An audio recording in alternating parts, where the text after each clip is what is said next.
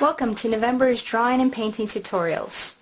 This month I'm going to draw a portrait of a little girl, really cute, and I wanted to show you first of all how to lay out a drawing using the grid system. So what you need to do is to take your reference material, then you're going to use a ruler and find the dead center, mark that on the top and on the bottom, and make sure that they line up perfectly to each other. Do the same thing on the side, so you're finding the dead center, and then give yourself 2 or 3 segments above and below that center line as well. Then you're going to lay out your drawing paper on a nice sturdy surface. I taped it off with masking tape that I stuck to my clothes first to make it less sticky. Then I used a marker and I used those same exact measurements that correspond to my reference material, and I drew them on my drawing paper. So now I have a grid of reference points that corresponds perfectly from my photo reference to my finished drawing paper. Okay, so let's get started here on the big shapes. This line of the sheet ends up about halfway between the corner of the picture and the A point, and then goes a little bit above the 1 point. So I marked those on my drawing paper. So then I'll just sketch in that line. Here's the other corner, and it's going to end with this fold about halfway between the half and 3 point. Notice that I've labeled all of my reference points. And then I'm just going to use that grid system and fill in the shapes. But I'm still working from the large shapes to the small, and I'm working exterior shapes to interior shapes. Now I'm going to place her head. The bottom of the head is about halfway between the half and the 3. The top of the head is right there under the 1. Lines up in the center, so I'm looking about here and here. What I like about the grid system is that even if you don't use it for everything, you can use it to size your drawing to scale and make that a lot easier. Once you have this process down, it's really repetitive and nothing changes. So I'm just going to finish this up off camera, and I will come back to you when we're ready to start laying in the tone. Once you have your portrait all sketched out, then you can start laying down the tone. And I'm going to do this in 2 phases. In the first phase I put down a light base tone, blend that smooth with the chamois, and then I darken up the shadow shapes on the face and darken those up with stomps or tortillons. This is a chamois cloth. It's nice and smooth. You just wrap it around your finger and you can blend those tones. It delivers the smoothest blend, but it also picks up a lot of the graphite. So I start in with an H, and I'm just going to put down the base tone, so a nice smooth tone over the entire face. I'm working from the shadow side to the highlight side, and I'm following the contours of the face. And then I will blend that with the chamois and just wrap it around my finger. I have a nice smooth surface here without any wrinkles or ridges. And the face is fairly small, so this is fast work. But after that's done, then I'm going to emphasize the dark shadow shapes, seeing those shapes as shapes. By that I mean this shadow shape here I'll put down as one big shape. And that will help to increase the realism, and it will make the skin tone smoother.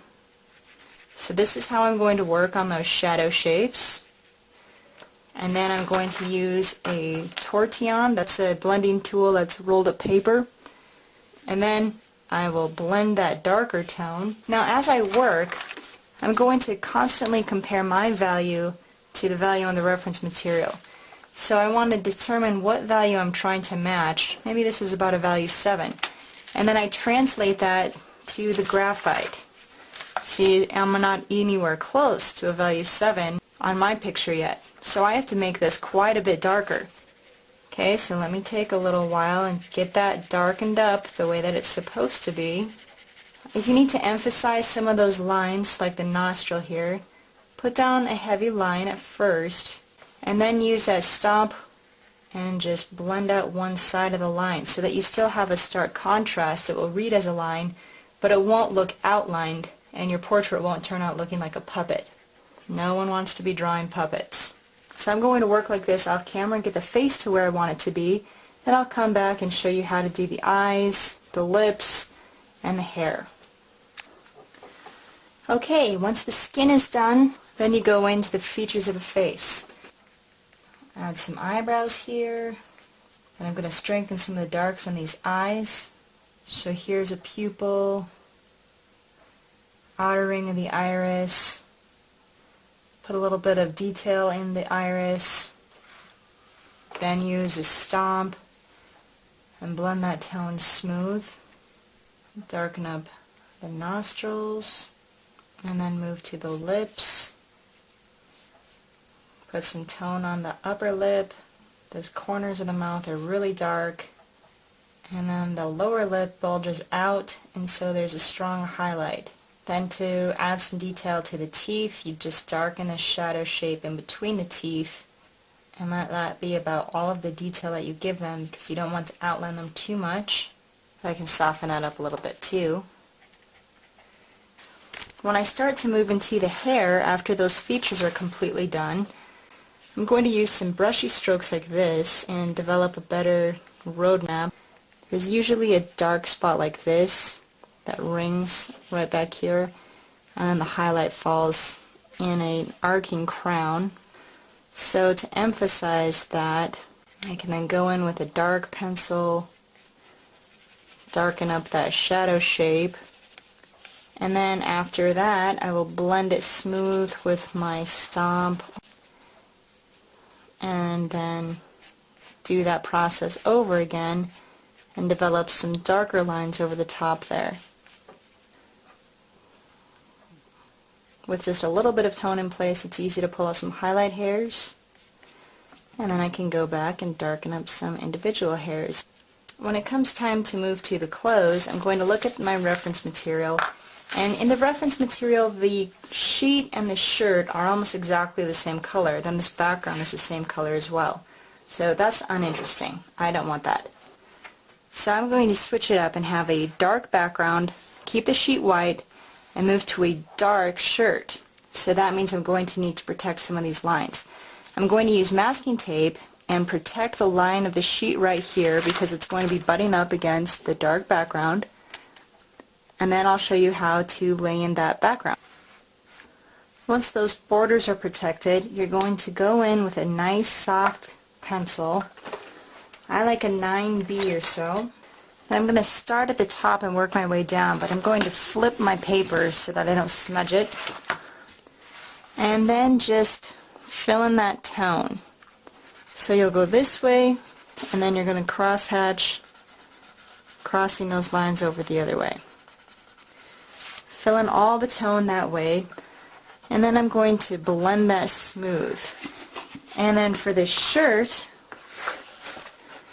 I'm going to do the same thing, except I'm going to use a lighter tone. So I might start with a 2B instead of a 9B. Fill that all in nice and smooth, and then I have words on the shirt. So I'm going to carefully indent the paper with those words using a stylus. And my stylus is blunt tipped, so it won't cut the paper. So I'll start by giving myself a clear guideline for where to indent. And then I'll go right over the top, indent those letters. And then when I cover this with a graphite, those letters are going to pop out. So let me go off camera again and work on that tone. Now I've pushed the drawing a lot farther by just filling in the background tone and the tone of her shirt, doing a little bit more work in the hair, and I'm at a good point now to remove that tape. But now I can move into using some tone on the hand and finishing up the skirt and the sheet, and at that point the drawing is going to be pretty much done. There are some places in the clothes where I need to darken up one side of the fold that I pulled out, and I'm just looking at the reference material really closely, determining where those folds need to be placed, and then dropping them in at those places. Now when it's time to move to the hand, I'm going to put down a base tone first. Then I will blend that smooth. And once you have some tone in place, then you've got something to work with. So you can sharpen up some lines that need to be darker. You can add some more shadows and use the kneaded eraser to pull out some highlights. When I'm done with the hand, I'm going to do some work in the sheet. And then I'm looking for the shapes of the shadows in the sheet. So here is a strong one right up here. I'm going to lay that in. Okay, so I'll just strengthen those lines and then add some really light interior wrinkle shapes with a 2H pencil or something even harder. Put those crinkle shapes in place. Then I can use my large blender and smooth those out. Then of course strengthen the lines. When I come to the skirt, it's the same basic process. I need to put down a base tone, and then I'm just going to draw in the patterns of those two different values, and I will fill them in as I go so I don't get lost. After I have some tone on the page, I'll pick up my stump and I'll blend those tones smooth. You see, so this is the same three-step process over and over and over again, no matter what you're drawing. Put down some tone, blend it smooth, refine and darken as needed. Okay, so I'm going to go off camera again, finish this up, and come back to you with the finished piece. Here's the portrait after I've taken some more time adding tone and smoothing it out. So then you can remove your last bit of tape.